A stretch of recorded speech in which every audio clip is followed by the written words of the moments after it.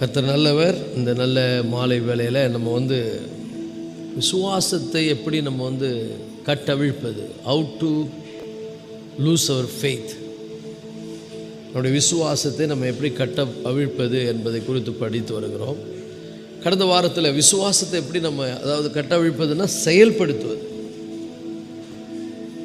Activating faith, விசுவாசத்தை நம்ம எப்படி செயல்படுத்துவது, அதை 4 அறிக்கைகளை நம்ம பார்த்தோம். ஏன்னா ஆண்டவர் சொல்கிறாரு 2 பகுதி இருக்குது.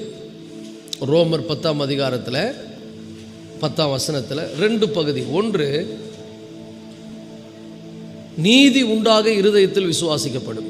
இதை பற்றி நம்ம முழுமையாக விளக்கமாக பார்த்தோம். நீதி உண்டாக இருதயத்தில் விசுவாசிப்பது. 2வது, ரட்சிப்பு உண்டாக வாயினால் அறிக்கை பண்ணுவது. இது பாருங்கள், 2மே ஒன்றா வைக்கிறார் பாருங்க ஆண்டவர். விசுவாசிப்பது, அறிக்கை செய்வது. அப்போது அறிக்கையில் 4 வகையான அறிக்கைகளை பற்றி பேசணும். முதல்ல, பழைய உடன்படிக்கையின் கீழ் இருக்கக்கூடிய யூத மக்கள் செய்கின்ற பாவ அறிக்கை. அது நம்ம மார்க்கு மத்தேயுவில் பார்க்குறோம். யோவான் ஞானஸ்தானம் கொடுக்கும்போது யூதயா நகரத்தாரும் எருசலேமின் ஜனங்களும் யோவான் ஸ்தானங்கிற இடத்துல தங்கள் பாவங்களை அறிக்கையிட்டு அவங்க ஞானஸ்தானம் எடுக்கிறார்கள். இது யூதர்கள் செய்யக்கூடிய ஒரு பாவ அறிக்கை. 2வது நம்ம பார்த்தது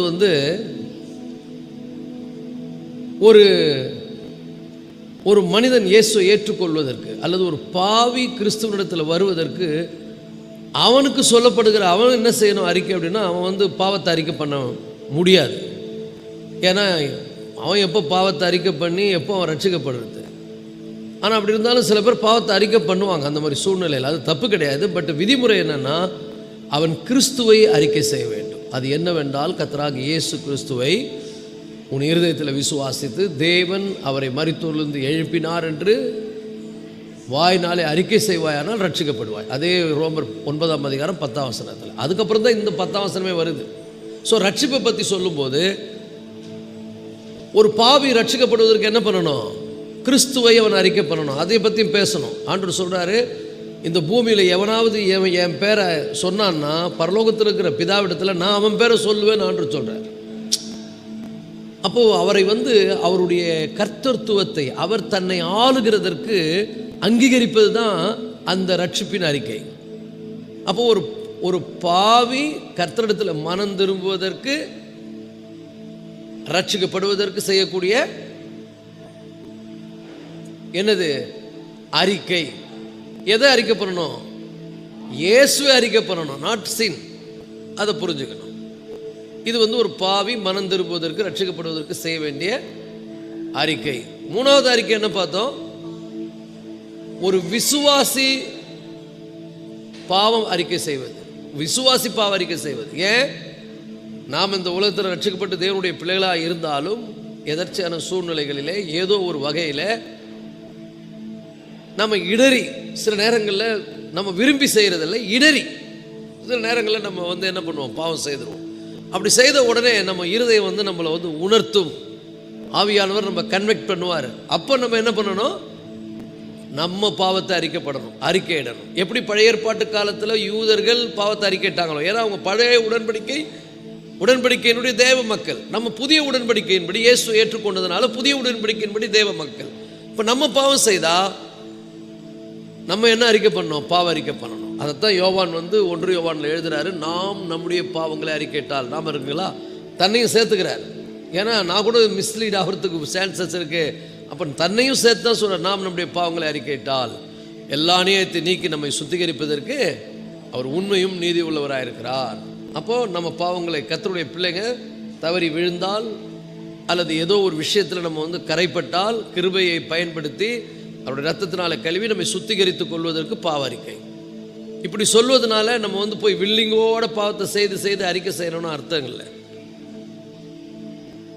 அதுதான் நம்ம கவனிக்க வேண்டிய விஷயம். பழைய உடன்படிக்கையின்படி தேவனுடைய பிள்ளைகள், அவர்கள் தேவனுடைய ஜனங்கள், அவங்க பாவம் செய்யக்கூடாது. ஆனால் அவங்க தவறி பாவம் செய்தால் அதுக்கு பலிகளை வைத்திருந்தார், பிரயாச்சித்தை வைத்திருந்தார், பாவத்தை அறிக்கை பண்ணாங்க. இன்னைக்கு நமக்கு பலி யாரு? இயேசு கிறிஸ்துனுடைய ரத்தம் நம்முடைய பாவங்களை கழுவக்கூடிய சக்தி கொண்டது. அப்போ நம்ம அவரிடத்துல போயிட்டு அதான் வேதம் சொல்லுது, தேவனுக்கும் மனுஷர்களுக்கும் மத்தியஸ்தர் ஒருவரே, இயேசு கிறிஸ்து. அவரிடத்துல போய் நம்ம பாவத்தை அறிக்கை செய்தால் நம்முடைய பாவங்கள் என்ன பண்ணப்படும்? மன்னிக்கப்படும். நான்காவது என்ன அறிக்கை? ஒரு விசுவாசி செய்யக்கூடிய விசுவாச அறிக்கை. இன்னைக்கு அதை பற்றி நம்ம டீட்டெயிலாக பார்க்க போகிறோம். அப்போது இந்த விசுவாசிகள் செய்யக்கூடிய இந்த விசுவாச அறிக்கையை பற்றி நம்ம பார்ப்போம்னு சொன்னால், இது எப்படின்னு சொன்னால், தேவனுடைய விசுவாசம். நல்லா புரிஞ்சுங்க, இது மனித அறிவாற்றலினால் வருகிறது அல்ல, இது தேவனை அறிகிற அறிவினால் வருவது. அப்போ தேவனை அறிகிற அறிவினாலே, அவரோடு நான் வைத்துக் கொள்ளக்கூடிய வலுவான உறவினாலே விசுவாசம் எனக்குள்ள என்ன பண்ணுகிறது? உருவாகிறது. அப்போ அதை நம்ம ரிலீஸ் பண்ணுறது எப்படி, அதை தான் நம்ம இன்னைக்கு பார்க்க போகிறோம். ஸோ அது எப்படி நம்ம விசுவாசத்தை நம்ம ரிலீஸ் பண்ணுவது? அப்போ நல்லா புரிந்து கொள்ளுங்கள். மார்க் 11:23 ஆண்டவர் ரொம்ப அழகாக சொல்கிறார். மார்க் 11:23, மெய்யாகவே மெய்யாகவே எவனாகிலும் இந்த மலையை பார்த்து நீ பெயர்ந்து சமுத்திரத்திலே தள்ளுண்டு போய் என்று சொல்லி தான் சொன்னபடியே நடக்கும் என்று தன் இருதயத்திலே சந்தேகப்படாமல் விசுவாசித்தால் அவன் சொன்னபடியே ஆகும் என்று மெய்யாகவே உனக்கு சொல்லுகிறேன். அப்போ நல்லா புரிந்து கொள்ளுங்கள். இந்த வசனம் என்ன சொல்லுதுன்னா, ஆண்டவர் மேலும் அவருடைய வாக்குத்தத்தத்தின் மீதும் நாம விசுவாசம் வைத்து தேவன் நமக்கு கொடுத்திருக்கிற அந்த விசுவாசிகளுடைய அதிகாரத்தை, நமக்குன்னு ஆண்டவர் ஒரு அதிகாரம் கொடுத்திருக்கிறார்ல, அந்த அதிகாரத்தை நாம் என்ன பண்ணணும்? சூழ்நிலைகளுக்கு எதிராக, பிரச்சனைகளுக்கு எதிராக, நம்முடைய வாழ்க்கையினுடைய எதிராக இருக்கிற காரியங்களுக்கு எதிராக நாம் பயன்படுத்தும் போது அந்த சூழ்நிலை, பிரச்சனை, எதிரான காரியங்கள் இதெல்லாம் தான் மவுண்டன், மலையை பார்த்துன்றார் ஆண்டவர். மலையை பார்த்துனா நேச்சுரல் மலை கிடையாது, இது ஸ்பிரிச்சுவலாக சொல்றார். All the obstacles, all the blocks, என்னெல்லாம் உங்கள் வாழ்க்கையில் இடையூறாக இருக்குதோ. அப்போ இந்த ஒரு வசனத்தின் மூலம் ஆண்டவர் ஏறக்குறைய 5 விஷயங்களை சொல்லுகிறார். முதலாவது ஆண்டவர் சொல்றாரு, மலையை பார்த்து பேசுன்றார். ரெண்டாவது ஆண்டவர் சொல்றாரு, சந்தேகப்படாமல் விசுவாசத்தோடு பேசுன்றார். மூன்றாவது ஆண்டவர் சொல்றாரு, இருதயத்தில் விசுவாசித்து பேசுன்றார். நான்காவது ஆண்டவர் சொல்றாரு, அறிக்கை, அதை பார்த்து பேசு என்று சொல்லுகிறார். பிரச்சனையை பார்த்து, போராட்டத்தை பார்த்து பேசு. இது எதை குறிக்குதுன்னு சொன்னா, இதுதான் ஃபெய்த் இன் ஆக்ஷன். இப்படிதான் என்னுடைய விசுவாசத்தை என்ன பண்ண முடியும்? ரிலீஸ் பண்ண முடியும். அப்போ முதலாவது அந்த வருவது என்னன்னா, ஸ்பீக்கிங் டு த மவுண்டன். மலையை பார்த்து என்ன பண்ணணுமா? பேசணும்.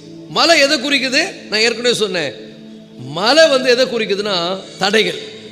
வாழ்க்கையில் நமக்கு வரக்கூடிய எல்லா தடைகளும், ஆவிக்குரிய, சரிகிற பிரகாரமான, பொருளாதார எந்த தடைகள் ஆனாலும் இதெல்லாம் நம்முடைய ஆவிக்குரிய தடைகள். ஸோ இது என்னத்தை குறிக்குது?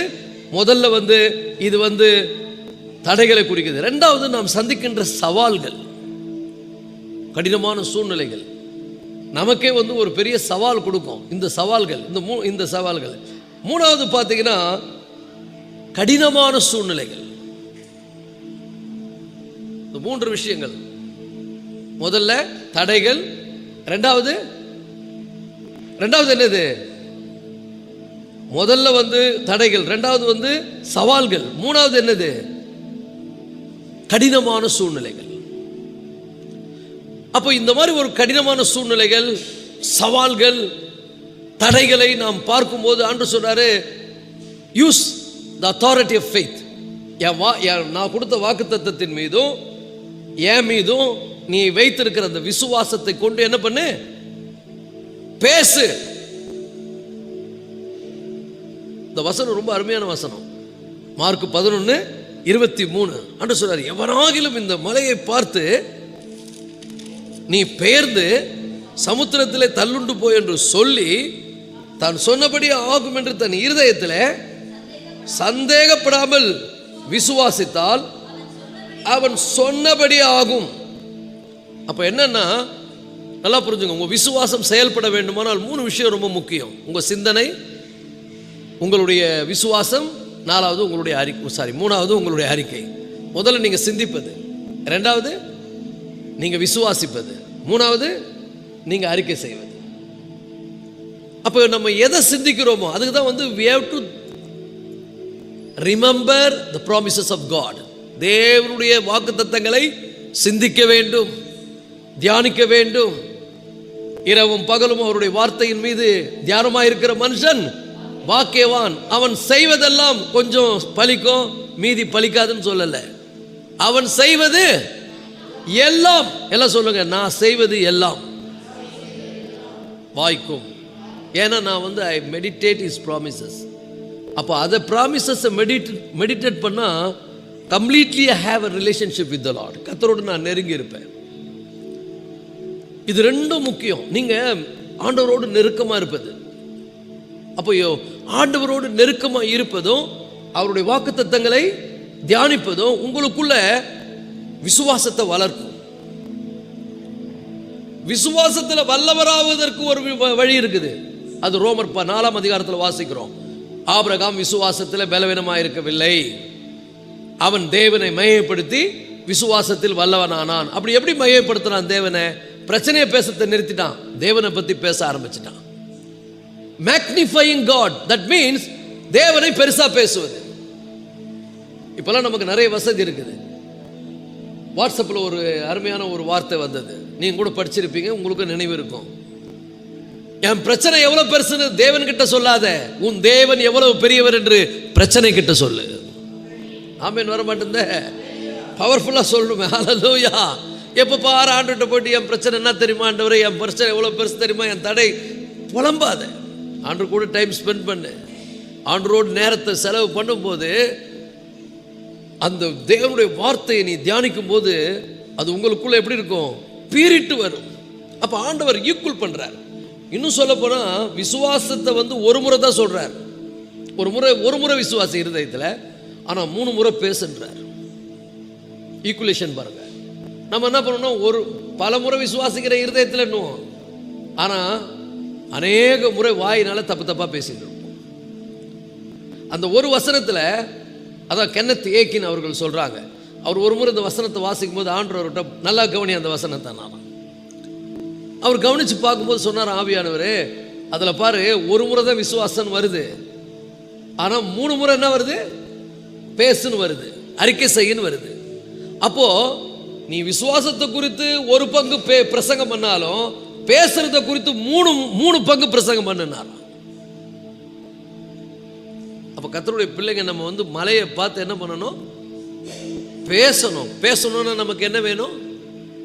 அதிகாரம் வேணும். அதிகாரம் எங்கிருந்து வரும்? தேவனாலே அன்றி வேற ஒருவராலும் அதிகாரங்கள் உண்டாவதில்லை. அவர் கூட நல்ல க்ளோஸ் ரிலேஷன்ஷிப்ல இருக்கணும். அவருடைய வார்த்தைகளை தியானிக்கணும்.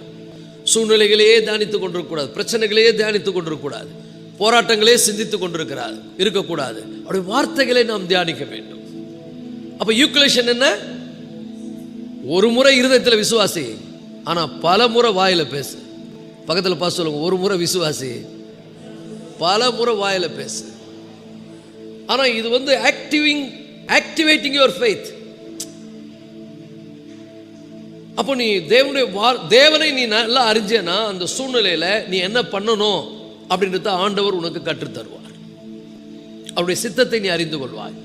அவருடைய சித்தத்துக்கு எதிராக உங்க வாழ்க்கையில் ஏதாவது வரும் பொழுது உங்களுக்குள்ள நீங்க தேவனோடு வைத்துக் கொள்ளக்கூடிய உறவும், அவருடைய வார்த்தையினாலே அவருடைய வாக்குத்தத்தங்களை நீங்கள் அறிந்திருக்கிற அறிவும் உங்களுக்குள்ள ஒரு பெரிய விசுவாசத்தை வெளிக்கொண்டு வருவதற்கான ஒரு பெரிய உந்தும் சக்தியாக அது மாறிவிடும். அப்ப 3 விஷயம் முக்கியம். முதல்ல சிந்தனை, நம்ம எதை சிந்திக்கிறோமோ அதை தான் நம்ம விசுவாசிப்போம். 2வது விசுவாசம். 3வது என்னது? அறிக்கை, கன்ஃபஸிங். மைண்டு கரெக்டா இருந்தா கரெக்டானதை சிந்திப்போம், கரெக்டானதை விசுவாசிப்போம். மைண்டு கரெக்டா இருந்தா கரெக்டானதை சிந்திப்போம், கரெக்டானது என்ன பண்ணுவோம்? விசுவாசிப்போம். கரெக்டானதை விசுவாசித்தா கரெக்டானதை பேசுவோம். ஆபிரகாம் சரியான உதாரணம். அவன் தேவனை விசுவாசித்தான். வேதம் சொல்லுது அவர் வாக்குத்தத்தங்களை அவன் அறிந்திருந்தான். தேவனை மகிமைப்படுத்தினான். மகிமைப்படுத்தினான் சிம்பிள், பேசினான். தாவீது கூட பல இடத்துல சங்கீதத்தில் எழுதுவார், ஓ மேக்னிஃபை த லார்ட் அப்படின்னுவார். என்ன அர்த்தம்னா மேக்னிஃபிஷன் கிளாஸ், சின்ன காரியத்தை கூட பெருசாக காட்டும். அப்போ வாழ்க்கையில் பிரச்சனைகளை நம்ம பெருசாக பார்க்கறதுக்கு சாத்தான் நமக்கு என்ன பண்ணிட்டான், அந்த மேக்னிஃபைங் கிளாஸை போட்டு விட்டான். அப்போ பிரச்சனைலாம் பெருசாக தெரியுது. ஆண்டவர் சொல்றாரு, அப்படியே உன் தலையை திருப்பி என் வாக்கு தத்தத்தை பாரு, என்ன பாரு, அதை பத்தி பேசுன்றாரு. அப்போ தேவனை மகிமைப்படுத்துவது. அப்போ எப்படி ஆபிரகாம் விசுவாசத்தில் வல்லவனானா, அவன் தேவனுடைய வார்த்தையை பேசினான். தேவன் கொடுத்த வார்த்தையை சொன்னான். தேவன் எப்படிப்பட்டவர் சொன்னா, ஏன்னா எபிரேயர்ல வாசிக்கிறோம், நான் ஆபிரகாம் சொல்றாரு, நான் ஈசாக்க பலியிடுவேன். எந்த தைரியத்தில் பலியிட்டாரு? சந்தேகமே கிடையாது அவருக்கு. ஏன்னா இந்த வசனம் என்ன சொல்லுது, எவராகிலும் இந்த மலையை பார்த்து நீ பெயர்ந்து சமுத்திரத்தில் தள்ளுண்டு போய் என்று சொல்லுவது தான் சொன்னபடி ஆகும் என்று தன் இருதயத்தில் சந்தேகப்படாமல். சந்தேகத்துக்கு ரொம்ப ஜாக்கிரதையா இருக்கணும். ஏன் நிறைய பேர் சந்தேகப்படுறாங்க? ஆண்டவரோடு சரியான ரிலேஷன்ஷிப் இல்லை. நம்ம ஆண்டவரோடு சரியான உறவு இருந்தா நம்ம அவரை சந்தேகப்பட வேண்டிய அவசியமே இல்லை. அவரை நம்பி என்ன பண்ணுவோம், சூழ்நிலைகளை சந்திப்போம். தாவீது சொல்லுகிறான், உம்மாலே ஒரு சேனைக்குள் பாய்வேன், உம்மாலே ஒரு மதிலை தாண்டுவேன். யோனாத்தான் பாருங்க, யோனாத்தான் ஏராளமான யுத்த வீரர்கள் இருக்கிற இடத்துக்கு அவனும் அவன் ஆயுததாரி இறங்கி போறாங்க. எந்த தைரியத்தில் போறாங்க? they know their God. அவர்கள் தேவனை அறிந்திருந்தார்கள், ஆண்டு மேல விசுவாசம் வைத்திருந்தார்கள். எந்த தைரியத்தில் தாவீது கோலியாத்தை சந்திச்சான்?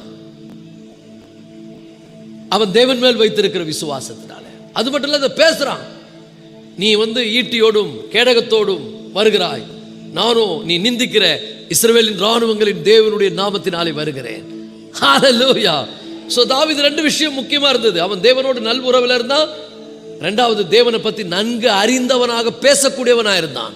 அதனாலதான் நமக்கும் தாவீது சொல்றாரு, ஓ மேக்னிஃபை த லார்ட். தேவனை என்ன பண்ணுங்க, எல்லாரும் பூமியின் குடிகளே, நீங்க தேவனை என்ன பண்ணுங்க, மையப்படுத்துங்க. எப்படி மையப்படுத்துவது? பல வழி இருக்குது. இப்பெல்லாம் நிறைய ஆண்டவரை மையப்படுத்துறதுக்கு வாய்ப்பு இருக்குது. அவருடைய வசனத்தை அறிக்கை பண்ணுவது, அவர் மகிமையான வாக்குத்தத்தங்கள் நிறைந்த பாடல்களை பாடுவது, தனிமையில ஆண்டவரோடு நல்லுறை வைத்துக் கொள்வது. இது நமக்கு என்ன கொண்டு வரனா, நம்முடைய இருதயத்தில் ஆண்டவரை சந்தேகப்படாம விசுவாசிக்கிறதுக்கு கொண்டு வரும். நெருக்கமான சூழ்நிலை தான், கடினமான காரியங்கள் தான், பல விதமான தடைகள் தான், எல்லாமே இருக்குது. பட் இன்னர் டீப் இன்சைட்ல உங்களுக்குள்ள ஒரு நம்பிக்கை இருக்கும், ஒரு உறுதி இருக்கும். நீங்க கண்டிப்பா சொல்லுங்க, இந்த சூழ்நிலை கண்டிப்பா கர்த்தர் மாற்றுவார், இது மாறி போகும், என் தேவனால் எல்லாம் கூடும், நான் நம்புறவர், நான் அறிந்திருக்கிறேன். பிரச்சனையை பார்த்து பேசுவோம், நம்மளை பார்த்து பேசுவோம். பேசுறது நிறைய பேசுறாங்க, நம்மளை பார்த்தே சொல்லணும், ஏன் கலங்குற? தாவீது பேசினா பாருங்க, ஏன் திகைக்கிற, ஏன் சோர்ந்து போற? தேவனை நோக்கி அமர்ந்துரு, அவர் தான் உனக்கு எல்லாமே, அவரால் எல்லாம் வரும். எல்லாம் சொல்லுங்க, அவரால் எனக்கு எல்லாம் வரும். வாயத்தை சொல்லுங்கம்மா, அவராலே எனக்கு எல்லாம் வரும். அநேக நேரத்தில் நம்ம டவுட் படுறோம், ஏன்னா we didn't have a relationship with the Lord. நல்ல ஒரு ஸ்ட்ராங்கான உறவு இல்லை. உறவு எங்கெங்கே இருக்குது. நெகட்டிவான விஷயங்களை கேட்குறோம், நெகட்டிவான காரியங்களை பார்க்குறோம். நீங்கள் பேப்பரை தரங்க, இருக்கிற கொஞ்சம் நெஞ்ச விசுவாசத்தை கூட கெடுக்கிற நிறைய விஷயங்கள் இருக்குது. யூடியூப்பை பாருங்க, உங்கள் விசுவாசத்தை கெடுக்கிற நிறைய விஷயங்கள் இருக்குது. ஆனால் தேவனுடைய வார்த்தையை பாருங்க, உங்கள் விசுவாசம் பலனடையும். ஆண்டவரோடு நல்ல உறவில் இருங்க, ஜெப வாழ்க்கையில் இருங்க, உங்கள் விசுவாசம் வலுவாய் மாறும், சந்தேகமே உங்களுக்கு வராது. ஆண்டவர் அந்த இடத்துல நிறைய விஷயம் சொல்லித்தரார். எவனாகிலும் இந்த பிரச்சனைகள், போராட்டங்கள், தடைகள், கடினமான சூழ்நிலைகள் என்கிற இந்த மலையை பார்த்து நீ பெயர்ந்து சமுத்திரத்திலே தள்ளுண்டு போய் என்று சொல்லி தான் சொன்னபடி ஆகும் என்று தன் இருதயத்திலே சந்தேகப்படாமல் விசுவாசித்தான். சில பேர் சொல்றாங்க, நான் விசுவாசிக்கிறேன், ஆனா எனக்குள்ள என்ன வந்துருது, சந்தேகம் வந்துருது. இயற்கை, இது மனித இயல்பு. ஏன்னா நம்ம விசுவாசிக்க சூழ்நிலை ரொம்ப பெருசாயின்னு இருக்கும். பார்த்துக்கிறீங்களா? குறையவே குறையாது, பிரச்சனை பெருசாயின்னு இருக்கும். சாத்ராக் மேஷாக் ஆபேத்நேகோ தேவன் மேலே வைத்த விசுவாசம் ரொம்ப அற்புதமானது. ஆனால் பார்த்தீங்கன்னா ராஜாவுடைய கோபமும் தனியில, அவன் ரொம்ப பெரிய டென்ஷன் ஆயிட்டான். அந்த அவன் சொல்றான், இந்த அக்கினி ஜுவாலையை வந்து 7 மடங்கு அதிகமாக்கணும். 3 மடங்கு அதிகமாக்கினாலே பெருசு, ஏன்னா ஏற்கனவே அது பயங்கரமாக கொழுந்து விட்டு எரியுது. இவன் என்ன பண்ணிட்டான், 3 மடங்குல 6 மடங்குல 7 மடங்கு அதிகமாக்கினானா. ஆனால் இவங்க உறுதியாக நின்னாங்க, நாங்கள் ஆராதிக்கிற எங்களுடைய தேவன், the God who we worship. அப்போனா ஆராதிக்கணும் ஆண்டவரை. நம்ம ஆராதிக்கிறதுல அதனால ஜீரோ ஃபெய்த் இருக்குது, but zero faith. But if you worship God, your faith will be என்ன ஆகும், அப்படியே கிர்ன்னு மீட்டர் விழும் பாருங்க, ஆட்டோ மீட்டரை விட வேகமாக விழும். இன்னைக்கு நிறைய பேருடைய இந்த ப்ரெஷர் பார்க்கும்போது அப்படியே இறங்க பாருங்க, சர்ன்னு இறங்குற மாதிரி நிறைய பேருடைய விசுவாசம் சர்ன்னு இறங்குது. ஏன் இறங்குது சொல்லுங்க, ஏன் இறங்குது? ஆண்டவரோடு நல் உறவு இல்லை, ஆண்டவரை அறிவதில்லை, ஆண்டவரை பேசுவதில்லை. எப்ப பாரு சூழ்நிலைகளே பேசுவது, பிரச்சனைகளே பேசுவது. விசுவாசம் ஆக்ட். சில பேர் சொல்றாங்க, எனக்கு டவுட் வந்துடுது. டவுட் வந்தா ஸ்ட்ரைட்டா ஓடு தேவ சமூகத்துக்கு. ஆண்டவரே, ஒருத்தன் வந்தான், நான் ஏற்கனவே போன வாரத்தில் கூட சொன்னேன்னு நினைக்கிறேன், தன்னுடைய மகனை கொண்டு வந்தான். சீசர் இடத்துல எல்லா மீட்டிங்கும் போனான், பேதுரு நடத்துகிற மீட்டிங் எல்லா மீட்டிங்கும் போனான், அவனை குணமாக்கவே முடியல. கடைசி இயேசு இடத்துல வந்தான், ஆண்டவரே உங்கள் சீசர்கிட்டலாம் அவன் கொண்டு போன ஒன்றும் நடக்கலை அப்படின்னா. ஆண்டவர் திட்டினாரு, விசுவாசம் இல்லாத மாறுபாடான சந்ததியை. ஏன் அந்த வார்த்தையை பயன்படுத்துகிறாரு அங்கே ஆண்டவர்? ஏன்னா அவங்களும் கூடவே இருக்கிறாங்க, எல்லாமே பண்ணுறாங்க, ஆனால் zero faith. they have lot of doubt.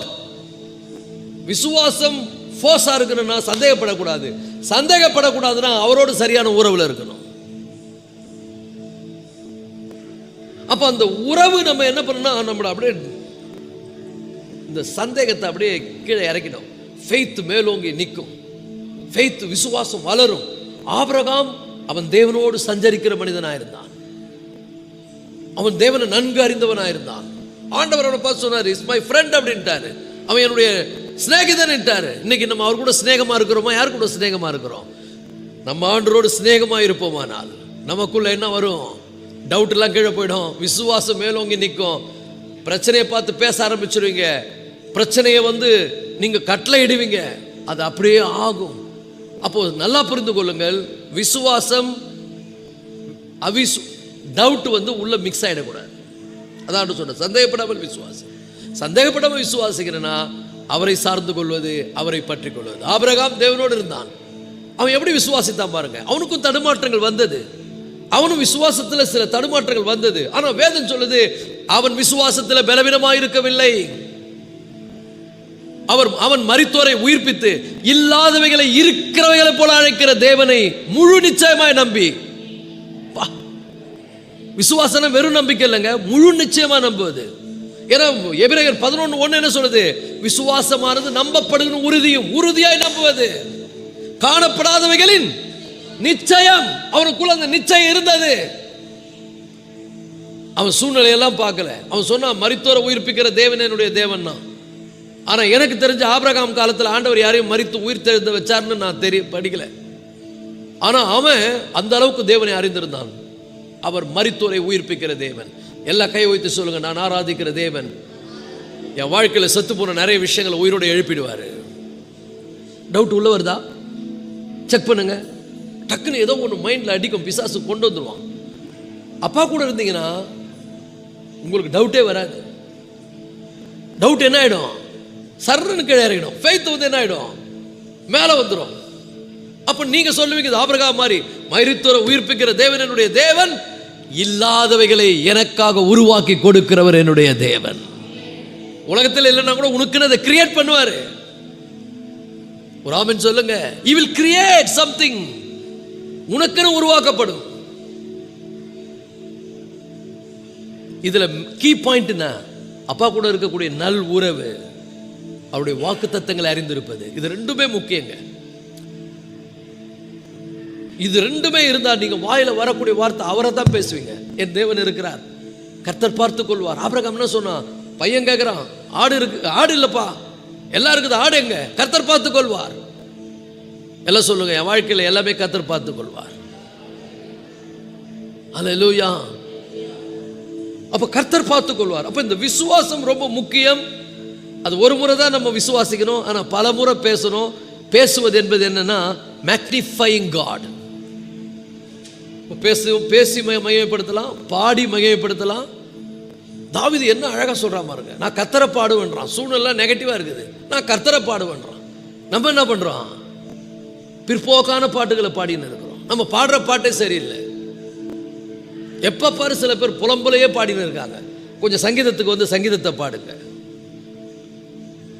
எல்லாத்துலேயும் புலம்பாதீங்க. புலம்புனா நீங்கள் யாரை மையப்படுத்துறீங்க? சூழ்நிலையை மையப்படுத்துறீங்க. பிரச்சனையை பெருசாக பேசிக்கிட்டு இருக்கீங்க. நீங்கள் தேவனை மையப்படுத்தவில்லை.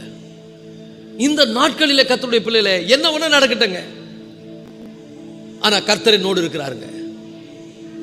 தாவீது சொல்லுகிறான், எனக்கு விரோதமாக ஒரு பாளையம் இறங்கினாலும் அதிலே என்னுடைய இருதயம் பயப்படாது, என் இருதயம் கர்த்தரை நம்பி திடனாயிருக்கும். என் சத்துருக்களும் என் பகைஞருமாகிய பொல்லாத கூட்டத்தார் என் மாம்சத்தை பட்சிக்க நெருங்குகையில் அறிக்கை பாருங்க, அவர்களே இடறி விழுந்தார்கள். நம்ம என்ன சொல்றோம்? ஐயோ எல்லாம் நெருங்கி வராங்க, நான் காலி ஆயிடுவோம் பொழுதுன்றோம். தாவீது சொல்ற வரட்டும் எல்லாரும். பல இடங்கள்ல தாவீதுக்கு கர்த்தர் யுத்தம் பண்ணியிருந்தார். வீட்டில் கூட நம்ம ஃபேமிலி ப்ரேயரில் சொன்னேன். ஏன்னா இப்போ இந்த நாங்கள் ஞாயிற்றுக்கிழமை சனிக்கிழமை ஜெபம் பண்ணும்போது இப்போ நீதிமொழி சாமுவேல் 2 சாமுவேல் வந்திருக்கிறோம். அதில் தாவீதை பற்றி படிக்கும்போது பிள்ளைங்கிட்ட சொன்னேன், தாவீது கவுன்கால ஓங்கி அடித்தான், நெத்தியில் பட்ட அப்படி தானே விழணும். ஏன் இப்படி விழுந்தான் கேட்டேன்.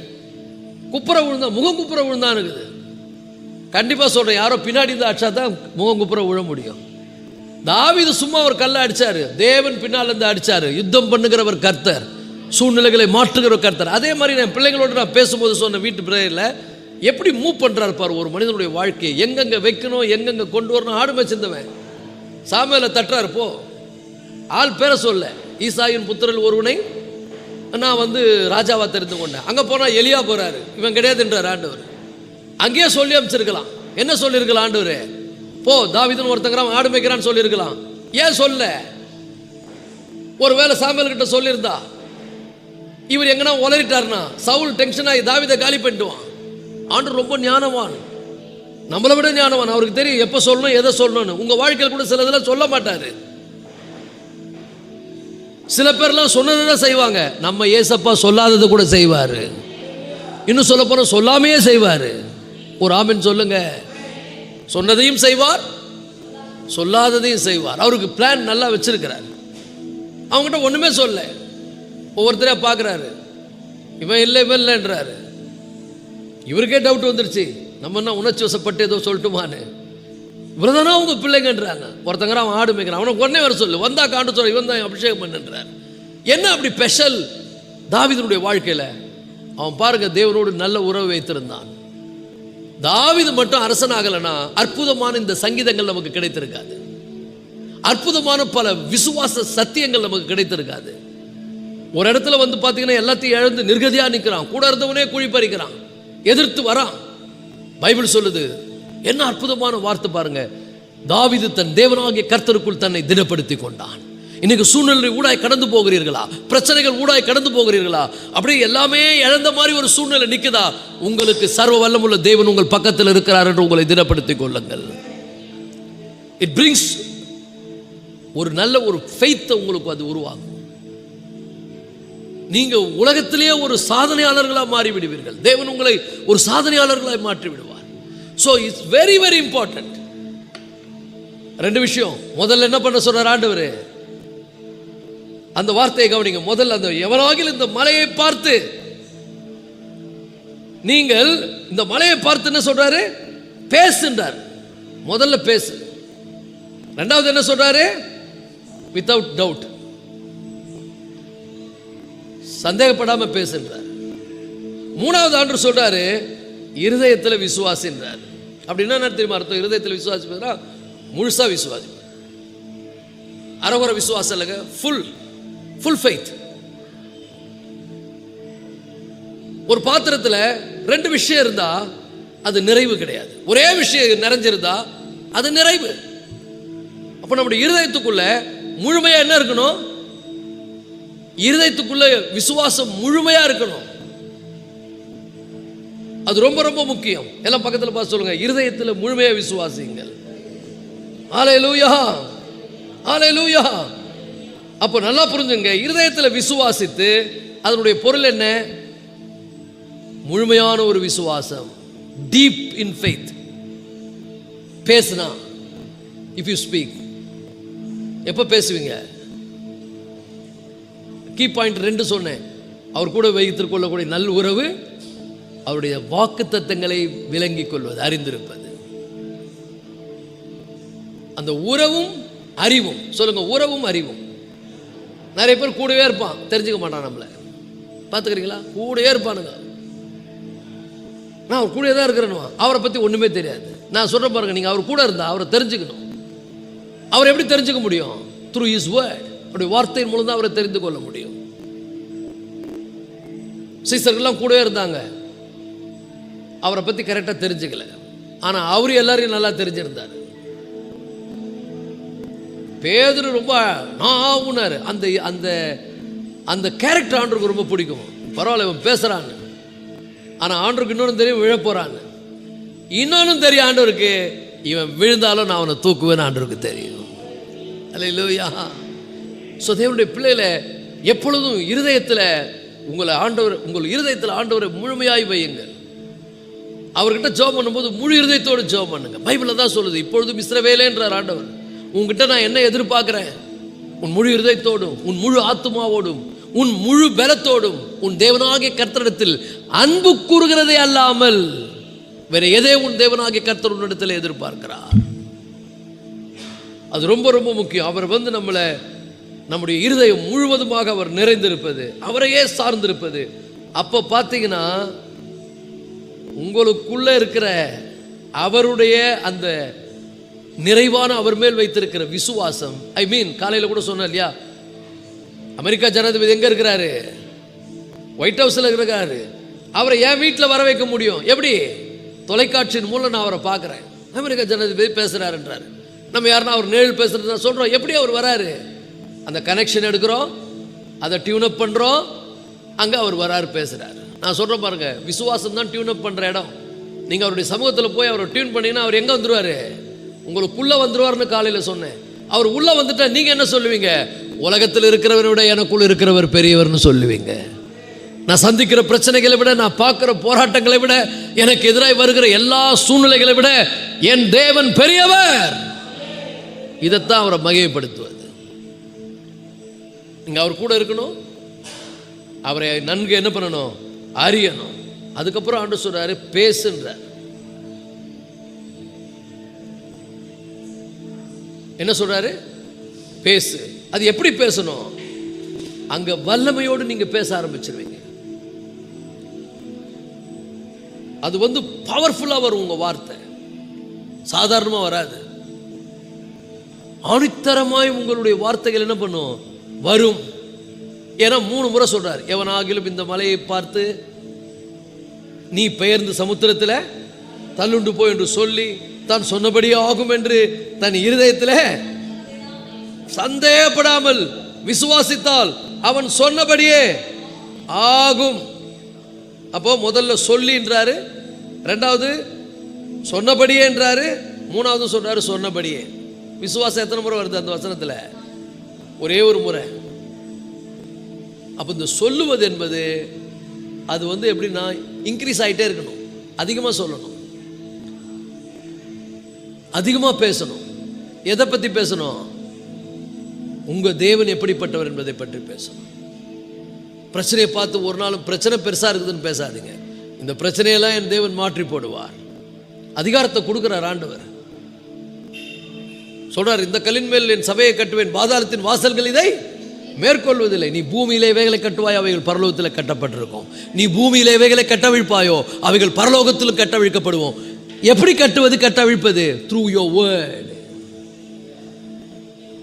ஹல்லேலூயா. உங்க வார்த்தையின் மூலம் சூழ்நிலைகளை நீங்க என்ன பண்ண முடியும்? மாற்ற முடியும். பிரச்சனைகளை நீங்கள் மாற்றி அமைக்க முடியும். கடினமான சூழ்நிலைகளை நீங்கள் எதிர்கொள்ள முடியும் முழு மூச்சோட. 5வது காரியம் என்னன்னா, அது ரொம்ப முக்கியமானது. 5வது காரியம் சொல்றாரு, இதுதான் உன் விசுவாசத்துக்கே உயிர் கொடுக்க போகிறது. அவன் சொன்னபடியே ஆகும். எல்லாம் சொல்லுங்க, ஆகும். ஹல்லேலூயா. இன்னொரு இடத்துல சொல்றாரு, விசுவாசிக்கிறவனுக்கு எல்லாம் கூடும். எல்லாம் சொல்லுங்க, எல்லாம் கூடும். இதுதான் கூடும் அதுதான் கூடும் இல்லைங்க, எல்லாம் கூடும்.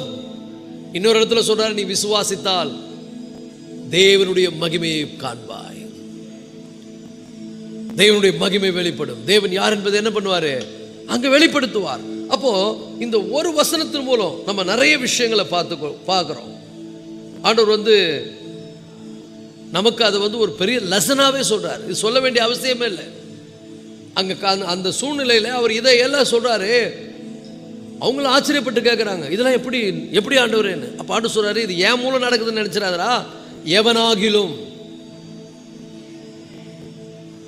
விசுவாசம் உள்ளாகி இந்த மலையை பார்த்து நீ பெயர்ந்து சமுத்திரத்தில் தள்ளுண்டு போ என்று சொல்ல அவன் சொன்னபடியே ஆகும். அல்லேலூயா. அப்போ நிறைய பேருடைய விசுவாசம் நிறைய நேரத்தில் ஃபெயில் ஆகுது. ஏன் ஃபெயில் ஆகுது? நல்லா புரிஞ்சுங்க. உங்களுடைய எண்ணங்கள் ரொம்ப முக்கியம், நீங்க விசுவாசிப்பது ரொம்ப முக்கியம், நீங்க அறிக்கை செய்வது அதை விட அதிகமாய் முக்கியம். ஒரு ஆமென் சொல்லுங்க. ஸோ முதல்ல நம்ம ரீப்ளேஸ் பண்ணணும் நம்முடைய எண்ணங்களை. நம்முடைய எண்ணங்களை என்ன பண்ணணும்? ரீப்ளேஸ் பண்ணணும். உலக மனிதர்களை மாதிரியே நம்ம சிந்திக்க கூடாது. சராசரி மனிதர்கள் மாதிரி நம்ம சிந்திக்க கூடாது. வேதம் நமக்கு வலியுறுத்தி சொல்லுகின்ற ஒரு சத்தியம் அதுதான். ரோமர் 12ஆம் அதிகாரத்தில் இந்த உலகத்துக்கு ஒத்த வேஷம் தெரியாமல், என்ன அருமையான வார்த்தை கவனிங்க. இந்த உலகத்துக்கு நீங்க ஒத்த வேஷம் தெரியாமல் தேவனுடைய நன்மையும் பிரியமும் பரிபூர்ணமான சித்தம் என்னதென்று பகுத்தறியத்தக்கதாக. எப்படி அறிய முடியும்? தேவனுடைய நன்மையும் பிரியமும் பரிபூர்ணமான சித்தம் இன்னதென்று பகுத்தறியத்தக்கதாக. பகுத்து எப்படி அறிவது? சிந்திப்பது, தியானிப்பது, அவருடைய வார்த்தையை தியானிச்சு அலசி ஆராய்ந்து பார்ப்பது, வாக்குத்தத்தத்தை அப்படியே சாரம் எடுப்பது, அதை புழிஞ்சு எடுப்பது. எப்ப நடக்குது? தெய்வ சமூகத்தில் நீங்க அந்த உறவை மெயின்டைன் பண்ணும்போது ஆவியானவரே உங்களை அற்புதமா நடத்துவார். ஆவியானவரே உங்களை லீட் பண்ணுவார், அற்புதமா உங்களை நடத்துவார். அப்போ இந்த மூணும் கரெக்டா இருக்கணும். சிந்தனை, விசுவாசம், சொல். இன்னைக்கு நிறைய பேருடைய விசுவாசம் ஃபெயில் ஆகிறதுக்கு காரணம் என்னன்னா, சிந்தனை. எப்பவுமே பிரச்சனையை சிந்தித்துக் கொண்டிருப்பது, எப்பவுமே நெகட்டிவாய் சிந்திப்பது, எப்பொழுதும் தேவையில்லாத காரியங்களை சிந்திப்பது. எத்தனை பேர் மைண்ட்ல ஓடுது? குறிப்பா நைட்ல தூங்கும்போது பாருங்க, நீங்கள் படுத்திருப்பீர்கள், உங்க மூளை வேலை செய்ய ஆரம்பிக்கும். நிறைய பேர் ஓய்வே எடுக்கிறது இல்லை. இந்த தூங்காதவங்க பார்த்தீங்கன்னா காலையில் எழுந்தாலும் ரொம்ப டயர்டாக இருப்பாங்க. நான் படுத்துன்னு தான் இருந்தேன், ஆனால் மூளை வேலை செய்துன்னே இருக்குது. அங்கே ஓடுது, இங்கே ஓடுது, அதை யோசிக்குது, இதை என்ன பண்ண போகிறேன்னு கேட்குது. அதனால தான் ப்ரேயர் ரொம்ப முக்கியம். அப்பா கிட்ட எல்லாத்தையும் பாரத்தை இறக்கி வச்சுட்டு, நான் தூங்குற ஆண்டவரே நீங்கள் எல்லாத்தையும் பார்த்துங்க, உங்ககிட்ட ஹேண்ட் ஓவர் பண்ணுறேன், ஒரு ஆமென் சொல்லுங்க, நிம்மதியாக தூங்குங்க. காலையில் விழிப்பாக எழுந்துருங்க, ஆண்டவருக்கு தேங்க்ஸ் பண்ணுங்க, புதிய நாளுக்காக நன்றி. இது உங்கள் உலகம், வாழ்வதற்கு நீங்கள் பர்மிட் பண்ணுறீங்க. தூங்குன என்ன அப்படியே தூங்க விட்டுருந்தீங்கன்னா என்ன ஆகுறது? என்னைக்காவது நன்றி உள்ளவரில் இருந்திருக்கிறோமா? நம்ம நினைக்கிறோம் தூங்குனா எழுந்து போகணும், உங்கள் விசுவாசம் பெருசு. ஆனால் நிறைய பேர் தூங்கி எழுந்துக்கல, தெரியுமா உங்களுக்கு? அப்போ தேவன் கிருபையாய் நமக்கு ஒவ்வொரு நாளும் கொடுக்குறார். நன்றி உள்ளவர்களாக இருக்கணும். அப்போ நன்றி உள்ளவர்களாக இந்த ஆண்டவருக்கு தேங்க்ஸ் பண்ணணும். காலையில் தேங்க்யூ லார்ட், உங்கள் உலகம் வாழ அனுமதிச்சிருக்கிறீங்க. இதுவரைக்கும் எனக்கு ரிட்டைர்மெண்ட் கொடுக்கல. சில பேர் ரிட்டைர்மெண்ட், சில பேரை டெர்மினேட்டே பண்ணிடுறாரு. சில பேர்லாம் அவங்கள என்ன பண்ணுறாங்க, வாலண்டரியா ரிட்டைர்மெண்ட் வாங்கிட்டு போயிடுறாங்க. ஆனால் நமக்கு கிருபையை கொடுத்து, நமக்கு தைரியத்தை கொடுத்து, சூழ்நிலைகளை நிற்க வச்சு நம்ம வாழ வைக்கிறார். அப்போ ஒவ்வொரு நாளும் we have to be thankful heart. ஆண்டவருக்கு நம்ம தேங்க்ஃபுல்லாக நடக்கணும், நன்றி சொல்லணும், ஆண்டவருக்கு நன்றி உள்ளவர்களாக இருக்கணும். அப்போ நல்லா புரிந்து கொள்ளுங்கள், நிம்மதியாக தூங்குங்க. மூளை வேலை செய்வது தப்பாக வேலை செய்யக்கூடாது. நைட்டில் மூளை வேலை செய்தா நீ ஜெபம் பண்ணலன்னு அர்த்தம், கர்த்தரோட உறவு இல்லைன்னு அர்த்தம். ஒரே சிந்திச்சு இப்படி பரண்டு படுக்குது, அப்படி பரண்டு படுக்குது, இன்னமும் கடவுள் வேலையை நீ செய்துன்னு இருக்கிற. ஜாய்ஸ் மேயர் அழகாக சொல்லுவாங்க, அவர் வேலையை நீ செய்யாத, அவர் வேலையை அவர் செய்ய விடு, நீ எதுக்கு கவலைப்படுறேன்னு வாங்க. நீ கவலைப்பட்டா அவர் சும்மா இருப்பார், நீ கவலைப்படாம இருந்தா அவர் எல்லாம் பார்த்துக்குவார். இதுதான் விசுவாசம், சிம்பிள் லாஜிக். அப்பா இருக்கிற பார்த்துக்குவார், நடத்துவார். அப்படியே உங்கள் மைண்டில் பிசாசு ஏதாவது நெகட்டிவான எண்ணங்களை போட்டு என்ன பண்ண போகிறேன், இப்படி ஆயிடுச்சுன்னா என்ன பண்ணுவேன், அப்படியே ஆயிடுச்சுன்னா என்ன பண்ணுவேன், இது ஆயிடுச்சுன்னா என்ன பண்ணேன் அப்படின்னு கேட்டான்னா, ஒரு அற்புதமான ஒரு இலுஸ்ட்ரேஷன் வந்து ஒரு வீடியோவில் பார்த்தேன். ஒரு பொண்ணை வந்து ஒருத்தர் கேட்குறாரு, ஒரு ஊழியக்கார் கேட்குறாரு, கவனிங்க, உங்களுக்கு யூஸ்ஃபுல்லாக இருக்கும். அவங்க ஒருத்தர் முடிஞ்ச ஒருத்தர் பார்க்காதீங்க. அந்த பொண்ணை கேட்குறாரு, ஒரு வேலை நீ தனியாக இருக்கிற வீட்டில் சாத்தான் வந்து கதவை தட்டினா நீ என்ன பண்ணுவேன்னு கேட்டார். அந்த பொண்ணு என்ன தெரியுமா சொன்னா, ஆச்சரியமான பதிலை சொன்னான். கதவை திறக்கிறதுக்கு நான் இயேசுவை அனுப்புவேன்னு சொன்னான். என்ன உங்களுக்கு புரியலையா? ஹல்லேலூயா. நான் போய் திறக்க மாட்டேன், அவரை அனுப்புவேன்னு சொன்னான். அந்த விசுவாசம் உங்களுக்கு இருக்குதா? If any problem comes I send Jesus. Jesus is my helper. அவர் என் கண்மலை. என்ன அறிக்கை பாருங்க தாவீது, என் கோட்டை, என் துருகம், என் தஞ்சம், என் ரட்சண்ய கொம்பு, என் உயர்ந்த அடைக்கலம். என்னைக்காவது ஆண்டவரை பார்த்து நீங்க அப்படி சொல்லியிருக்கிறீங்களா? எல்லாம் காப்பி அடிக்கிறோம் தாவீதை பார்த்து, எல்லாம் காப்பி. நம்ம ஏதாவது சொல்லியிருக்கிறோமா ஆண்டவரை பார்த்து? என்னைக்காவது உன் மனசு வந்து, ஆண்டவரே நீர்தான் ஆண்டவரே எனக்கு எல்லாம், ஏதோ சொல்ல தெரியலன்னா கூட ஏதோ யோசனை பண்ணி எல்லாம் பார்த்துக்குவீங்க ஆண்டவரே, நான் எதுக்கு கவலைப்பட மாட்டேன் ஆண்டவரே, நீர் இருக்கும்போது எனக்கு ஒரு குறைவும் இல்லை. நானும் அடிக்கடி என் வாயில உளறி பாடுற பாட்டு தான், என் மீட்பர் உயிரோடு இருக்கையில் எனக்கு என்ன குறை உண்டு நீ சொல் மனமே. மனசுக்கு சொல்லுவேன், ஏய் அவர் உயிராக இருக்கும்போது உனக்கு என்ன குறை?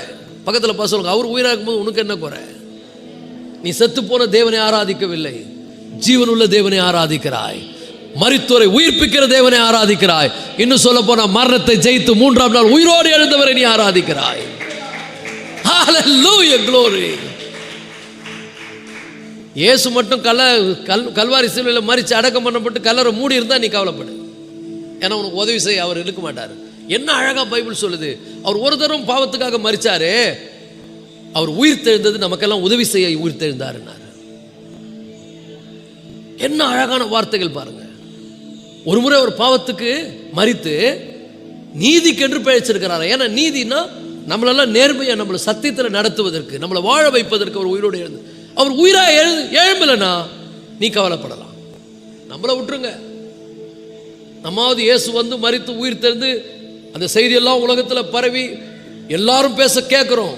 ஆனால் யோபின் காலத்தில் யாருமே இல்லை, அவனுக்கு யார் சொன்னாங்கன்னே தெரியாது. ஆனால் எப்படி அவனுக்கு ஒரு வெளிப்பாடு வந்தது? ஏன்னா தேவனோடு வைத்துக் கொள்ளக்கூடிய ஒரு வலுவான உறவு. அவன் சொல்லுகிறான், என் மீட்பர் உயிரோடு இருக்கிறார் என்றும் கடைசி நாளில் அவர் இந்த பூமியின் மேல் நிற்பார் என்றும். எல்லாமே அழுகி போய் கெட்டு போனாலும் அவர் என்னை மீண்டும் உயிரோடு எழுப்பார், நானே அவரை பார்ப்பேன், அந்நிய கண்கள் அல்ல என் சொந்த கண்களை அவரை காணும் என்று சொன்னான். பாருங்க, ஹல்லேலூயா, glory. சூழ்நிலை எல்லாம் அப்படியே ஆண்டவர் பார்த்துக்குவார், எதுக்குமே கவலைப்படாத. வாட்ச்மேன் நீ ஒரு அருமையான இல்லுஸ்ட்ரேஷன் சொன்னார். ஆண்டவர் 2 அற்புதம் பண்ணுவார்னாரு. ஒன்று இது இல்லை அது. என்ன அழகான இல்லுஸ்ட்ரேஷன். அதனால தான் புத்தகம்லாம் படிங்கன்னு பாடா சொல்கிறேன் உங்களுக்கு. ஸோ வாட்ச்மேன் நீ எழுதுறாரு, ஃபார் எக்ஸாம்பிள் நீ கற்பனை பண்ணிக்க, நீ ஒரு போட்டில் போயிட்டு இருக்க, போட்டில் போயிட்டே இருக்கும்போது உன் எதிர வந்து ஒரு பெரிய பாறை இருக்குது. நீ போகிற வேகத்தில் அந்த பாறையில் நீ என்ன பண்ணுவ? மோதிடுவ. மோதுனா கொஞ்சம் கற்பனை பண்ணி பாருங்க, டைட்டானிக் கப்பல் எப்படி முழுகுச்சு? ஐஸ் பாறையில் மோதி தான் அது உடஞ்சி ஒலிபெரிய கப்பல். உன் சின்ன படகு, உன் வாழ்க்கை படகு சின்ன படகு, பாறை இருக்குது. நீ உழுந்து உழுந்து ஜெபம் பண்ற, ஆண்டவரே இந்த பாறை அகற்றும் ஆண்டவரே, இந்த பாறை அகற்றும் ஆண்டவரே. ஆனா பாறை அங்கதான் இருக்குது, ஆனா நீ பாறையில மோதவே இல்லை. ஆண்டவர் என்ன பண்ணிட்டாரா? அவர் சொல்றாரு, வாட்ச்மேன் நீ தண்ணியை இன்க்ரீஸ் பண்ணிட்டாரா. என்ன ஒரு அற்புதமான இல்லுஸ்ட்ரேஷன் பாருங்க. மலை காணாம போயிடுச்சு, ஆனா மலை இருக்கிற இடத்துல தான் இருக்குது. நீ மலைக்கு மேல போகக்கூடிய ஆளாக்க தேவன் மாத்தி விடுகிறார். இன்னைக்கு சொல்லுகிற பிரச்சனை கூட அப்படியே இருக்கலாங்க, அதையும் தாண்டி கர்த்தர் உங்களை வாழ வைக்க வல்லவராய் இருக்கிறார். Have faith in God. தேவனிடத்தில் விசுவாசமாயிருங்கள். அவர் வாக்குத்தத்தங்களை பிடித்துக் கொள்ளுங்கள், அவரோடு நல் உறவை வைத்துக் கொள்ளுங்கள். பெரிய காரியங்களை கர்த்தர் உங்கள் வாழ்க்கையில் நீங்க செய்கிறத பார்ப்பீங்க. ஒரு ஆமென் சொல்லுவோமா? ஹல்லேலூயா. இந்த வார்த்தை எப்படி சொல்லப்படுது பாருங்க. விசுவாசிக்கிறது ஒரு பகுதினாலும் முழு விசுவாசம் அந்த வார்த்தை என்ன பண்ணுமா, அப்படியே புஷ் பண்ணி கொண்டு வந்து வாயில வந்து கொண்டு வந்து வச்சிருமா. ரோமர் 10ஆம் அதிகாரம் 8 படிங்க. ரோமர் 10ஆம் அதிகாரம் 8 இந்த வார்த்தை உனக்கு சமீபமாய் உன் வாயிலும் உன் இருதயத்திலும். ஆமென். வார்த்தை எங்க இருக்குதுங்க? வாயிலும் இருதயத்திலும் இருக்கணுங்க. எங்க ஒரு இடத்துல இருந்தாக்கா ஒரு இடத்துல இருக்கக்கூடாது, இருதயத்திலும் இருக்கணும், வாயிலும் இருக்கணும். அப்ப என்ன பண்ணும்? நீங்க பேசணும். கோலியாத்தை பார்த்து தாவீது என்ன பண்ணாரு? பேசினார். சிவந்த சமுத்திரத்தை பார்த்து மோசே என்ன பண்ணாரு? கோலை நீட்டினார். கோல் எதுக்கு ஒப்பனா இருக்குன்னா ஒரு வார்த்தைக்கு ஒப்பா இருக்குது. If you speak is word, எல்லா பிளாக்ஸும் ஆண்டவர் மாத்திடுவார். ஒரு ஆமென் சொல்லுங்க. எல்லா தடைகளும் மாறும். ஆனா நல்லா புரிஞ்சுங்க, ஒரு பங்கு விசுவாசம்னா 3 முறை பேசணும். வாயில வைக்கணும் வார்த்தையை. இருதயத்தில் விசுவாசிப்பது, வாயில பேசுவது. நான் ஆரம்ப காலத்தில் சொல்றேன், ரொம்ப கடினமான சூழ்நிலை ஒன்றும் இல்லை. நான் பல முறை சொல்லியிருக்கிறேன், என் வாழ்க்கையில் இதை அனுபவித்தேன். இது கற்பனை கிடையாது, அப்படியே தத்துவம் நடந்தது. இதெல்லாம் பேசுறதுனால வந்தது. இந்த ஃப்ளோரிங் பேசுறதுனால வந்தது. இது எல்லாமே பேசுறதுனால வந்தது. பேசிக்கிட்டே இருப்பேன். ஆனால் உலக மனிதர்கள் என்ன கிண்டல் பண்ணுவாங்க, பைத்தியக்காரன் வாங்க. இதெல்லாம் எப்படி நடக்கும், எப்படி ஆகும்? இப்படியே சொல்லி சொல்லி இவன் நடுத்தரில் வர போறான்னாங்க. சொன்னவங்களாம் நடுத்தர் வந்துட்டாங்க. கர்த்தர் என்னை உயர்த்தி மேலே வச்சுட்டாரு. சொல்லுவது ரொம்ப முக்கியம். எதை சொல்லுவது? அவருடைய வாக்கு தத்தங்களை சொல்லுவது, அந்த வாக்கு தத்தங்களை பாடுவது. ஹல்லேலூயா. எப்பவுமே பாடுங்க. நான் சில நேரங்களில் டக்குன்னு வேதத்தில் ஏதாவது டக்குன்னு ஒரு போர்ஷன் தியானிப்பேன். அன்னைக்கு ஒரு 3 நாளைக்கு முன்னாடி சங்கீதம் 71 படித்தேன். டக்குன்னு எனக்கு ஒரு லைட் அடிச்சது. ஏன்னா தாவீது அதை சொல்றாரு. சங்கீதம் 71 என்ன அருமையாக சொல்றாரு. அவர் சொல்றாரு, இந்த சூழ்நிலை மத்தியில், நெருக்கத்தின் மத்தியில், கடினமான பாதையின் மத்தியில் அவர் சொல்றாரு, 21 வசனம், 71, 21, 22, 23, என் மேன்மையை பெருக பண்ணி என்னை மறுபடியும் தேற்றுவீர். நல்லா புரிஞ்சுங்க. நெகட்டிவ் கன்ஃபெஷனே கிடையாதுங்க. எல்லாத்தையும் இழந்துட்டு நிற்கிறாரு. சொல்றாரு, இந்த மேன்மையை மறுபடியும் பெருக பண்ணுவீங்க. நான் சொல்ல பாருங்க, நீங்க இழந்தது ஆண்டவர் 100 உங்களுக்கு திருப்பி தருவார்.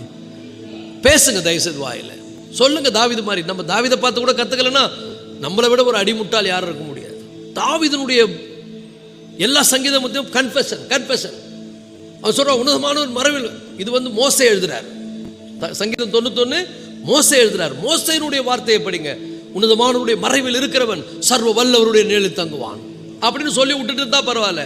அவர் சொல்றாரு, நான் கர்த்தரை பார்த்து இப்படி சொல்லுவேன்றாரு. நான் கர்த்தரை நோக்கி, நீர் என் அடைக்கலம், நீர் என் கோட்டை, நீர் என் தேவன், நான் நம்பி இருக்கிறவன் சொல்லுவேன்றாரு. நீ சொல்றியா வாயில? தேவையில்லாதெல்லாம் பேசுற. எங்க நடக்குது? ஒன்றும் நடக்கிற மாதிரி தெரியல. நானே கஷ்டத்தில் இருக்கிறேன். என் சோதனை மேல சோதனை வருது. ஜெபம்னாலே பிரச்சனை வருது. சர்ச்சுக்கு வந்தாலே போராட்டம். வேதத்தை திறந்தா தூக்கம் வருது. எங்க போவ நீ? எப்படி ஆசீர்வதிக்கப்படுவ? நெருக்கடியான சூழ்நிலை வரும்போது இதெல்லாம் நமக்கு ஒரு பாட்டு, இதெல்லாம் நமக்கு ஒரு பாடம். இதையெல்லாம் நம்ம பாடணும். சொல்றான், என் மேன்மையை பெருக பண்ணுவீங்க. நடுத்தரில் வந்தாச்சு. பாட்டு எப்படி வருது பாருங்க. என்ன சொல்றேன்? என் மேன்மையை பெருக பண்ணி என்னை மறுபடியும் தேற்றுவேன். நான் சொல்ற பாருங்க, நீ எதையாவது துக்கத்தில், துயரத்தில், வேதனையில், மன சஞ்சலத்தில், விரத்தில் இருப்பேன்னா கர்த்தர் உன்னை மேன்மையை பெருக பண்ணி உன்னை மறுபடியும் தேற்றுவார். சொல்லுங்க பக்கத்தில் பார்த்து, மறுபடியும் எல்லாம் நடக்கும். போ, உன் ஆண்டவர் தேற்று உன்னை எங்கேயோ கொண்டு போயிடுவார். போ. நம்ம என்ன நினைக்கிறோம்? ஃபீலிங் அப்படி ஆயிடுச்சு, இப்படி ஆயிடுச்சு, இதாயிடுச்சு, அதாயிடுச்சு.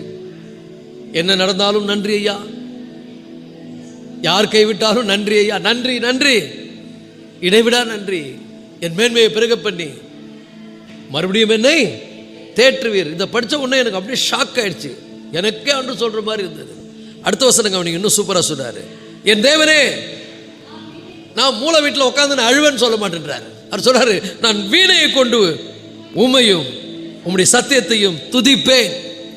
அவரை துதி, அவருடைய சத்தியத்தை துதி. You speak God's word, exalt his name. அவருடைய நாமத்தை உயர்த்துங்கள், அவருடைய வார்த்தையை பாடுங்கள், துதிப்பேன். அப்புறம் சொல்ற பாருங்க, இஸ்ரவேலின் பரிசுத்தரே, சுரமண்டலத்தை கொண்டு உம்மை பாடுவேன். தயவுசெய்து பாடுங்க ஆண்டவரை. இப்போல்லாம் காலையில் வந்து எனக்கு ஆண்டவர் கற்றுக் கொடுத்தது, அருமையான பழைய டிவோஷனல் சாங் எடுத்து ஒரு 2-3 பாட்டை பாடினா தான் எனக்கு அப்படியே எனர்ஜியே வரும். ஏன்னா இதை சொல்லிட்டார் ஆண்டவர், பாடுறான்ட்டார். பாடுவது எதுக்கு? டைம் போக்குறதுக்கா பாடுறோம்? இல்லை. we are magnifying the Lord, we are glorifying the Lord, we are exalting our Lord. இதெல்லாம் நம்ம பண்ணாதாங்க நமக்குள்ள விசுவாசம் சந்தேகப்படாமல் வேலை செய்யும். we can boldly we can speak. அப்புறம் சொல்றார் பாருங்க, நான் பாடும்போது என் உதடுகளும் ஹல்லேலூயா நீர் மீட்டுக்கொண்ட என் ஆத்துமாவும் கெம்பீரித்து மகிழும். அது கவலையே படாது, அது ஒடுங்கி போகாது, அது நொந்து போகாது, அது அப்படியே ஒரு விதமான பிரம பிடிச்ச மாதிரி இருக்காது. ஆனா இவன் சூழ்நிலை வந்து அந்த மாதிரி சூழ்நிலை. அநேக நேரங்களில் தடுமாறி இருக்கிறார் தாவீது. அவர் சொல்றாரு, அந்த மாதிரி வரும்போது அவர் தன்னையை பார்த்து பேசியிருக்காரு. நல்லா பக்கத்தில் பார்த்து சொல்லுங்க, சூழ்நிலையை பார்த்து பேசு, பிரச்சனையை பார்த்து பேசு, சாத்தானை பார்த்து பேசு, சில நேரத்தில் உன்னை பார்த்தே பேசு. ஜாய்ஸ் மேயர் அருமையான ஒரு இது சொன்னாங்க. ஒரு அம்மா வந்து புலம்புறாங்க, பிசாசு என்னை விடவே மாட்டேன்னு என்ன தொல்லை பண்ணுங்கிறான், என்கிட்ட பேசிக்கினேங்கிறான், என்னை வந்து வேதனைப்படுத்துறான்னு. அந்த மாதிரி சொன்னாங்களாம், back speak back to the டெவில்னாங்களாம்.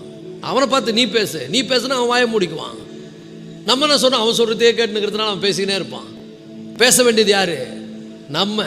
பக்கத்தில் பார்த்து சொல்லுங்க, speak back to the devil. சாத்தானுக்கு திரும்பி பார்த்து பேசு, வாயை மூடு, எல்லாம் எங்கள் அப்பா பார்த்துக்குவாருன்னு சொல்லு, அவர் என்ன நடத்துவார்னு சொல்லு.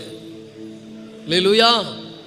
தாவீது என்ன அழகாக சொல்றாரு பாருங்க. இதெல்லாம் படிக்கும்போது அப்படியே ஒரு பெரிய ஒரு அதிர்வு அலை இருதயத்தில் உண்டாகும், துக்கமெல்லாம் பறந்து போயிடும். அதுக்கு கீழ்ப்படியணும். we need to obey God's word. நம்ம என்ன படிக்கிறோம் அது கீழ்ப்படியணும். நிறைய பேர் வந்து படிக்கவும் மாட்டாங்க, கீழ்ப்படியவும் மாட்டாங்க. படிச்சதானே அது தெரிஞ்சு கீழ்ப்படிவாங்க. எத்தனை பேர் தனிமையில் ஆண்டவரை பாடுறீங்க? நான் வண்டியில் போகும்போதே பாடிக்கினே போவேன். அப்படியே பைத்தியக்காரமே பாடு, சும்மா பாடுறதில்ல, ஆண்டவரை மையப்படுத்தி பாடிக்கிட்டே இருப்பேன். அவ்வளோ அற்புதமான தேவன் நம்முடைய தேவன். அவருடைய பிரசன்னம் அப்படிப்பட்டது. அவர் உலகத்தில் நம்ம வாழ்வதற்கு நமக்கு நேரத்தை கொடுத்துருக்கிறாரு. நிறைய பேர் லேட் ஆயிட்டாங்க. ஆனால் நம்ம இன்னும் என்ன பண்ணுறோம்? ப்ரெசண்ட்டில் இருக்கிறோம். அதனால தான் ஒவ்வொரு நாளும் என்னது ப்ரெசண்ட்னு ஆண்டவர் சொல்றார். I am giving present to you. கடந்த நாள் என்ன சொல்கிறோம்? It's a past. ஆண்டவர் நமக்கு எவ்வளோ பெரிய அற்புதமான தேவன். இந்த ஓய்வு நாளை நமக்கு கொடுத்திருக்கிறார். இந்த 2024 இந்த செப்டம்பர் மாதம், இது என்ன தேதி? 8ஆம் தேதி. காண நிறைய பேர் வாஞ்சித்தோம், பார்க்க முடியல. உங்களை என்னை கர்த்தர் வைத்திருக்கிறார். அவருடைய வார்த்தையை கேட்கும்படி நமக்கு கிருபை அளித்திருக்கிறார். உண்மையாகவே நம்ம அவருக்கு நன்றி உள்ளவர்களாக இருக்கணும். இது ஏன் திறமை, ஏன் ஞானம், ஏன் அறிவல்ல, அவருடைய கிருபை. ஹல்லேலூயா, க்ளோரி, ஹல்லேலூயா, ஹல்லேலூயா. வரமாட்டேன் இந்த சந்தோஷமா. இந்த வார்த்தை எங்க இருக்குதுங்க? வாயில இருக்குது, கிட்ட இருக்குது, வாயில இருக்குது. You speak. ஹல்லேலூயா. அது நாங்கள் பிரசங்கிக்கிற விசுவாச வார்த்தையே. என்ன அழகா சொல்ற பாருங்க. விசுவாசிக்கிற எவர்களுக்குள்ள இது பலிக்கும். வித்தியாசமே இல்லை, பாரபட்சம் பார்க்காது. ஆனா நல்லா புரிஞ்சு கொள்ளுங்கள், இது உலகம் சொல்லிக் கொடுக்கக்கூடிய, it's not the intellectual knowledge. இதை பார்த்து காப்பி பண்ணி அவன் அடிக்கிறான், அது வேற. நம்ம நினச்சிக்கிறோம் இது வந்து, சில பேர் சொல்றாங்க நீங்க வந்து நல்ல மோட்டிவேஷனாக பேசுறீங்க. It is not a motivation speech, it's God's word. It's not our idea, it's God's idea. God's knowledge, இது ஃபுல்லாக கண்டெய்னிங் காட்ஸ் பவர். நான் அவர் கூட ஃப்ரெண்டாக இருக்கிறேன், அவர் எனக்கு சொல்லியிருக்கிறாரு, அவர் வாக்குத்தத்தை எடுக்கிறேன், நான் பேசுகிறேன், அவர் சொன்னபடி நான் நடக்கிறேன். இதில் வந்து மனுஷனுடைய இன்டெலெக்சுவல் நாலேஜ்லாம் கிடையாது, இட்ஸ் காட்ஸ் நாலேஜ். இது தேவனை அறிகிற அறிவு. ஒரு ஆமென் சொல்லுங்க. தாவீது சொல்றான், இந்த வசனத்தை நான் படிக்கிறதுனால நான் எனக்கு ஞானிகளை விட என்னை ஆண்டவர் உயர்த்திட்டாருன்றான். எனக்கு போதித்தவர்களை பார்க்கணும், ஞானம் வித்தியாசமாக சிந்திக்கிறவர்களாய் மாறி விடுவீர்கள், வித்தியாசமாய் நடக்கிறவர்களாய் மாறி, பார்வையே வேற மாதிரி இருக்கும், உங்களுக்கு பிஹேவிங் வேற மாதிரி இருக்கும். ஏன்னா நீங்க சூழ்நிலையை பார்த்து நடக்கிறவங்கள, சர்வவல்லமுள்ள தேவனை விசுவாசித்து நடக்கிறவர்கள். நாம் தரிசித்து நடவாமல் விசுவாசித்து நடக்கிறோம். மேலும் காணப்படுகிறவர்கள் அல்ல, காணப்படாதவைகளை நோக்கி கொண்டிருக்கிறோம். ஹல்லேலூயா. So it's very very important. அப்போ நல்லா புரிஞ்சுங்க, ஒரே ஒரு சிம்பிள் வார்த்தை, ரட்சிப்பை பற்றி இங்கே சொல்கிறார். ரோமர் 10:8-10 வரைக்கும் ரட்சிப்பை பற்றி சொல்கிறார். ரட்சிப்பை அடைவது எப்படி? வாயில் வார்த்தை உன் வாயில் இருக்குது, அதை விசுவாசித்து நீ பேசினா ஆண்டு உள்ளே வந்துடுவார். உள்ளே வந்துட்டா நீ ரட்சிக்கப்பட்டுருவேன். Just inviting, permitting God. ஆண்டவரை பர்மிட் பண்ணுவது, வாங்க ஆண்டவரே இனி நான் இல்லை, நீங்கள் வந்துருங்க உள்ள, இனி ஏன் இஷ்டம் இல்லை உங்கள் இஷ்டம், அவரை பர்மிட் பண்ணுவது. இது வெறும் ரட்சிப்புக்கு மாத்திரம் இல்லை, பரிசுத்தாவின் அபிஷேகம் கூட அப்படி தான் பெற முடியும். பரிசுத்தாவின் அபிஷேகத்தை நீங்கள் நல்ல சத்தியத்தை அறிந்து வாயினால் அந்த பரிசுத்தாவின் அபிஷேகத்தை நான் பெற்றுக்கொண்டேன் அறிக்கை பண்ணுங்க. 10 முறை அறிக்கை பண்ணுங்க. 10வது முறை நீங்கள் அபிஷேகத்தால் நிரம்புவீங்க. வெறும் ரட்சிப்புக்கும் அபிஷேகத்துக்கும் மாத்திரம் இல்லை, if you want to receive anything from God, இதுதான் விதிமுறை. 3 காரியம். எதை சிந்திக்கிறோம், எதை விசுவாசிக்கிறோம், எதை பேசுகிறோம். இப்ப எதை சிந்திக்கிறோம்? அவருடைய வார்த்தையை சிந்திக்கணும். தாவீதுடைய அனுபவம் நம்முடைய அனுபவமா இருக்கணும். இரவும் பகலும் உடைய வேதத்தில் தியானமா இருக்கிற மனுஷன் அவன் செய்வதெல்லாம் பாதி வாய்க்கும், ஏதோ கொஞ்சம் வாய்க்கும், அப்படி இல்லை. அவன் செய்வது எல்லாம் வாய்க்கும். சொல்லுங்க, நான் செய்யறது எல்லாம் வாய்க்கணும்னா வேதம் சொல்லுகிற விதிமுறையை நான் பிட் பண்ற வேண்டும். கர்த்தர் இந்த வார்த்தையில் ஆஸ்வதிப்பாராக. எல்லாரும் கர்த்தரை நோக்கி நாம் ஜெபிக்க போறோம். எதை வேணுமாலும் பெறலாம், சுகத்தை பெறலாம். சுகம் அவருடைய சித்தம். நீங்க நல்லா இருப்பது கர்த்தர் விரும்புகிறாரு. நீங்க ஒரு குறைவும் இல்லாமல் வாழ்வது தேவன் விரும்புகிறார். எல்லாம் எழுந்திருப்போம். Please stand up together and we are going to worship the Lord. நம்ம அவரை மகிமைப்படுத்த போகிறோம், அவரை ஆராதிக்க போகிறோம். ஹல்லேலூயா. அவர் நல்லவர், அவர் வல்லவர், அவர் வாக்கு மாறாதவர். வேதம் நமக்கு சாட்சி சொல்லுகிறது, உங்களை அழைத்த தேவன் உண்மை உள்ளவராயிருக்கிறாரே. ஹல்லேலூயா. திராணிக்கு மேல் அவர் உங்களை சோதிக்கிறதுக்கு இடம் கூடாமல் அமேசிங்கான வழியை உனக்காக அவர் திறப்பார். அவர் வந்து எங்கே வழி இல்லையோ அங்கே புதிய வழிகளை திறக்கிற தேவன். ஹல்லேலூயா, ஹல்லேலூயா. எல்லாரும் உங்கள் மைண்டில் வரக்கூடிய சில சங்கீதங்களை எடுத்து அப்படியே அறிக்கை பண்ணுங்க பார்க்கலாம். இப்போ நம்ம வந்து அறிக்கையை பற்றி பேசியிருக்கிறோம். வாயில் பேசுவது, வாயில் சொல்லுவது. சொல்லுங்க, அவர் என் கோட்டை, என் தேவன், நான் நம்பி இருக்கிறவர், அவருடைய துருகம், கண்மலையான கர்த்தரவர். ஹல்லேலூயா, ஹல்லேலூயா. ஓ, என்னுடைய உயர்ந்த அடைக்கலமானவர், அவர் துதிகளுக்கு பாத்திரர். வாயை திறந்து சொல்லுங்க, சொல்லுங்க, சொல்லுங்க.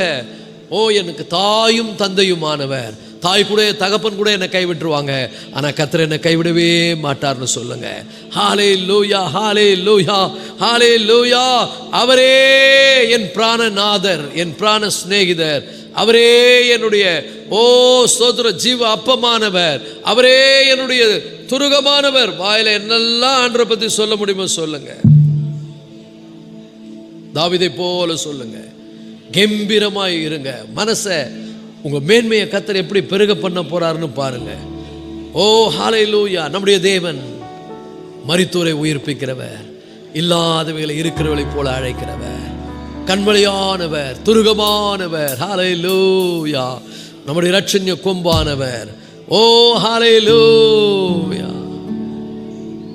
உங்களுடைய வார்த்தைகளை நான் தியானிக்கும் பொழுது தாவீது சொல்றாரு, உங்க வார்த்தையை நான் தியானிக்கும் போது ராட்சாமங்களில் உம்மை துதிக்கிறேன். ஹல்லேலூயா. அவருடைய வார்த்தையை தியானிக்கும் பொழுது உங்களுக்குள்ள இருந்து விசுவாசம் பேரிட்டு வரும்.